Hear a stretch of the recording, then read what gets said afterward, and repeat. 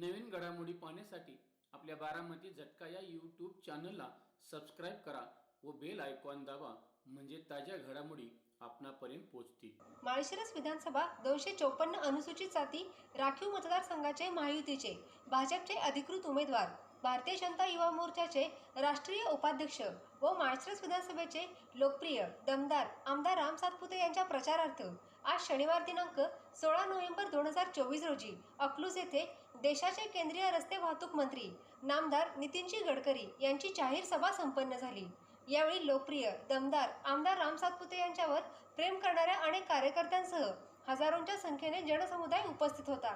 सदर कार्यक्रमाचे सूत्रसंचालन भाजपचे माळशिरस तालुका संयोजन प्रमुख तथा भाजपा किसान मोर्चाचे जिल्हाध्यक्ष बाळासाहेब सरगर यांनी केले. यावेळी आदर्श धर्मपुरी गावचे आदर्श माजी सरपंच, भारतीय जनता पक्षाचे सोलापूर जिल्हा उपाध्यक्ष बाजीराव काटकर बोलताना म्हणाले, पत्रकार बंधूंनो, आज या ठिकाणी माळशिरस विधानसभा निवडणुकीच्या प्रचारार्थ आपण या ठिकाणी जमलेलो आहोत. आपल्या सर्वांना माहित आहे, गेल्या 5 वर्षांमध्ये आमदार साहेबांनी या माळशिरस तालुक्यामध्ये जो विकासाचा डोंगर उभा केला, त्या विकासाच्या जोरावरतीच महायुतीचे उमेदवार आदरणीय रामभाऊ सातपुते या ठिकाणी निवडणुकीला सामोरे जात आहे.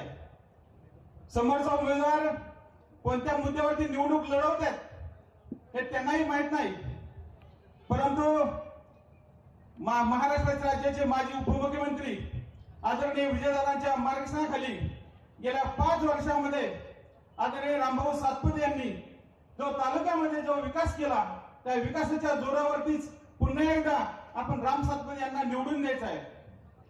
महाराष्ट्रातील 288 जे आमदार आहेत, त्या आमदारापैकी माळशिरस तालुक्याचे आमदार राम सातपुते यांना आरोग्य दूत का संबोधलं जातं? कारण राम सातपुते साहेबांनी या माळशिरस तालुक्यातील जवळजवळ 18 ते 2000 लोकांचं ऑपरेशन, सर्वसामान्य गोरगरीब कुटुंबातील जनतेचं ऑपरेशन हे मोफत, आणि तेही पुणा किंवा बॉम्बे हॉस्पिटलमध्ये पूर्णपणे मोफत या ठिकाणी केलेलं आहे. त्याचबरोबर राम सातपुते साहेबांनी गेल्या 5 वर्षामध्ये आमदार कसा असावा याची झलक माळशिरस तालुक्याला गेल्या 5 वर्षामध्ये दाखवलेली आहे.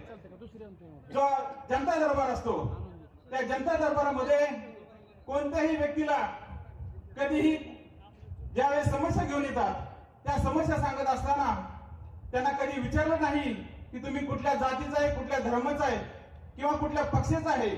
त्यांनी कधीही विचारलं नाही की तुम्ही मला मतदान केलंय किंवा नाही केलं, परंतु त्या ठिकाणी येणारा माणूस, येणारा व्यक्ती हा ठिकाणी समस्या घेऊन आल्यानंतर जाताना पूर्ण त्यांच्या चेहऱ्यावरती समाधान होत होतं, कारण त्या ठिकाणी त्यांना ऑन दी स्पॉट निर्णय मिळत होता.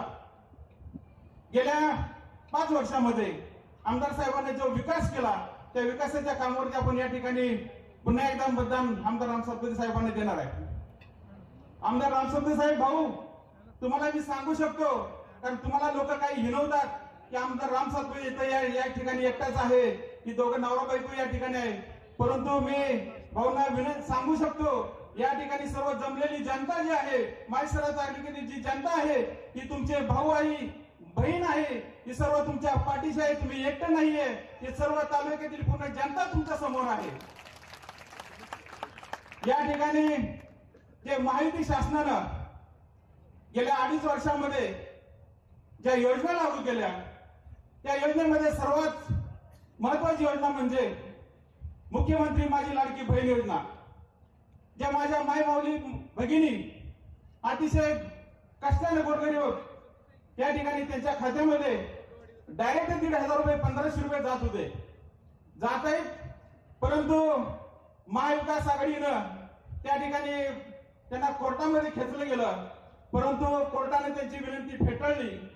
पुन्हा एक नेगेटिव्ह स्टेट केला की जर समजा आम्ही पुन्हा शासनमध्ये आलो तर पहिल्यांदा काय काम करणार, तर मुख्यमंत्री लाडकी बहीण योजना बंद करणार. माझ्या सर्व माता भगिनींना विनंती आहे, असलं सरकार येण्यापेक्षा हे महायुतीचं सरकार आहे, की आपल्याला जर योजना चालू ठेवायची असतील तर पुन्हा एकदा महायुतीचं सरकार पर्यायानं रामभाऊ सातपुते यांना आपल्याला या ठिकाणी निवडून द्यायचं आहे. त्याचबरोबर या शेतकऱ्याचा जिव्हाळ्याचा प्रश्न होता, जे लाईट बिलाचा विषय होता, या माहिती शासनानं महाराष्ट्राचे मुख्यमंत्री आदरणीय एकनाथजी शिंदे साहेब, राज्याचे उपमुख्यमंत्री आदरणीय विजयदादा, त्याचबरोबर उपमुख्यमंत्री देवेंद्र फडणवीस साहेब यांनी एक निर्णय घेतला माहितीच्या वतीनं.